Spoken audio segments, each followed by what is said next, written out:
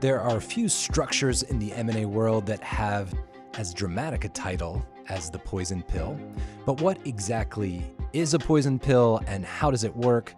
Today we'll discuss. We're joined remotely by Professor John Morley of Yale Law School. John, what is a poison pill? Thanks for the invitation to be here, Joel. A poison pill is basically a mechanism that deters a potential acquirer from taking control of a target company. It's often called a shareholder rights plan because it works as follows. There's a provision in the company's certificate of incorporation that says if someone buys more than a certain percentage of the company's stock without permission from the company's board, then every other stockholder, not that acquirer, but everyone else, will get the right to buy a massive amount of stock in the company at a discounted price. That then dilutes the stockholder who had previously purchased. It reduces the portion of the total outstanding shares that that stockholder owns, and it also reduces the value of that stockholder's shares by sending out a bunch of shares in exchange for a cash amount that's less than what those shares were previously worth. One high-profile recent example involved Elon Musk's takeover of Twitter. At some point, he purchased equity, and the Twitter board responded by enacting a poison pill. What did they do, and how did it work? They basically adopted a pill which said if any person, obviously they had Elon Musk in mind, but it was worded generally, if any person acquires more than 15% of the voting stock of the company will issue a large number of shares to every other stockholder of the company at a discounted price. That would have reduced the percentage that Elon owned and also reduced the value of those shares. So there's actually a bit of flexibility in how the anti-takeover mechanism works. You're diluting this potential acquirer, but you could do it by issuing free equity to the other shareholders or by selling stock at a steep discount. Yeah, it can take a variety of forms and flavors. One requires all the existing stockholders other than the acquirer to contribute a small amount of money in order to get a large amount of shares. Sometimes they just give shares away.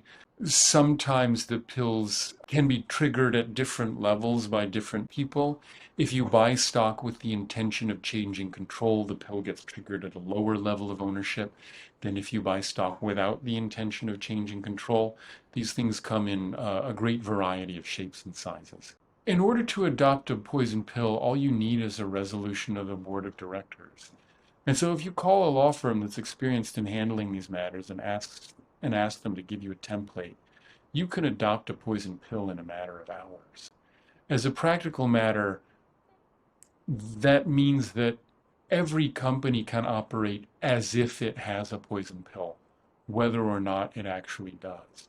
It's made even easier by the fact that federal securities law requires any person who acquires more than 5% of the company's shares to disclose that stake soon after crossing the 5% threshold. So a company usually gets notice that there's a shark swimming in the waters well before it needs to adopt a poison pill. In some ways, it seems unfair. I mean, if I want to buy a public company, why shouldn't I be able to buy a public company? What purpose, when can these actually be useful for a business? We can think about this in ways that are maybe more cynical and less cynical. The most cynical theory is that the board of directors and senior management want to keep their jobs. And they know that if a hostile takeover gets completed, they'll all get fired. So the value of a poison pill is to stop that from happening. The less cynical view is that a poison pill is useful for giving a company time and leverage to negotiate. If all an acquirer needs to do to get control is just buy up stock at the prevailing price on the New York Stock Exchange, the company doesn't really have a good way of extracting a premium that would truly reflect the full value of control.